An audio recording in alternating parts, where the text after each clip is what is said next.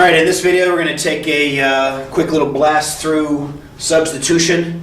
We'll take a look at values, which is a piece of cake. It won't take us long to get through that, and then expressions, and then the whole concept or idea of checking, which you should be doing anytime you're dealing with a situation that can be checked. You should go through and be able to find them. So the first thing is values. This simply just means that if I have a defined variable, so like x is 3, y is -2, and I have this situation of x squared plus y squared minus xy, it's just a matter of plugging in. This just means if x and 3 are the same place, same thing, every place I see an x, I can replace it with a 3. If y is the same as -2, every place I see a y, I can replace it with a -2. So 3 squared plus -2 squared minus 3 times -2. 3 squared is 9, -2 times -2 is 4. -3 times -2 is plus 6, so this would turn out to be 19. There's not really a way to check this particular value. You either did the work right here or you did not. If I just change the expression to, 3x minus 4y, this just simply becomes 3 times 3 minus 4 times -2, which is 9, plus 8, which is 17. And there's not really any checking that can go on there. That substitution, just simply taking something out and putting something equal to it in its place. This reason is called substitution.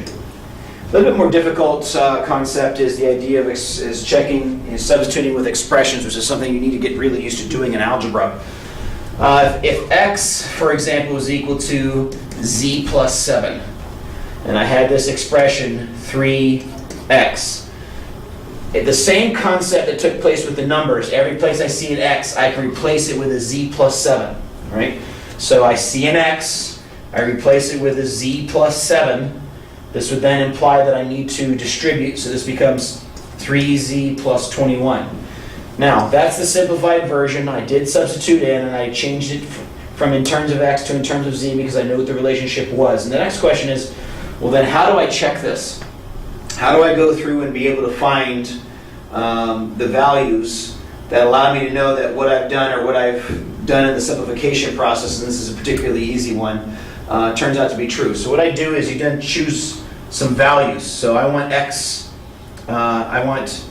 x to be 2, and if x is 2, then z has to be -5 according to the original equation. So what this is telling me is I have two variables, x and z. The first one is 2, the second one is -5. Now this equation, or this expression, doesn't have any x's in it, so I'm just going to plug the z value in.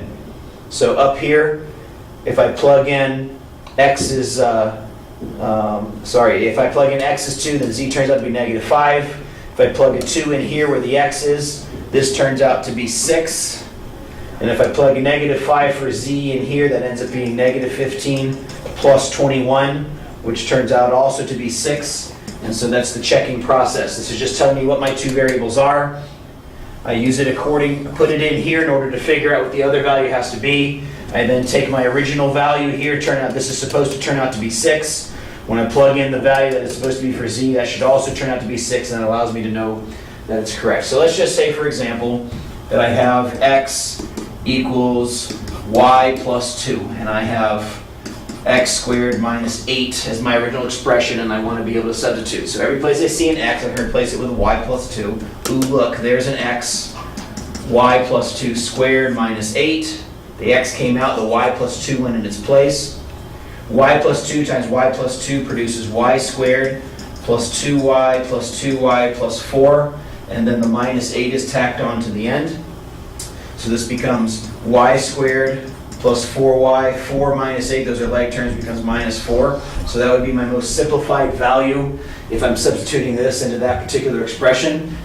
All right, now so to be able to check this thing, again, I just want to pick some values. Let's say I want x to be 5. So if x is 5, in order for x to be 5 in this expression, then the y would have to turn out to be 3 in order to maintain the balance there, all right?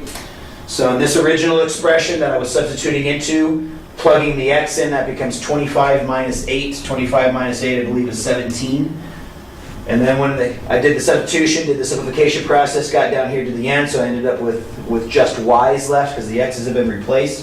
That becomes 9 plus 12 minus 4, that's 21 minus 4, which is 17, that's correct. A little bit of a tedious process, but it's something that you need to go through because a lot of students make a mistake, and I'll change colors here, you probably can't see this in the video, but a lot of students make a mistake on this step. They don't multiply out the binomial correctly when it's squared. They don't do y plus 2 times y plus 2. They think the 2 just distributes in, which is an understandable mistake, but it is a mistake. They say this is y squared plus 4, because that's what 4 squared is, and minus 8, so this becomes y squared minus 4. You're missing the plus 4y that should have come out of that multiplication process. But if I go through the check, I plug in y is 3 into this thing, this becomes 9 minus 4, which is equal to 5. That doesn't match 17, which should tell me that a mistake has been made. Maybe I can find the mistake, maybe I can't, but it does let me know that a mistake has been made. On the other hand, when I did it correctly, I can know that my 17 is most likely a right answer that I could have gotten there as well. All right, so that's how you check. Not really a big deal. Plugging an expression into something else is just simply taking out what it's equal to and putting what it's equal to in its place. So it's just kind of a swap of a value for another value, and we know what those particular values happen to be equal to. All right, so that's substitution. Until next time, see ya.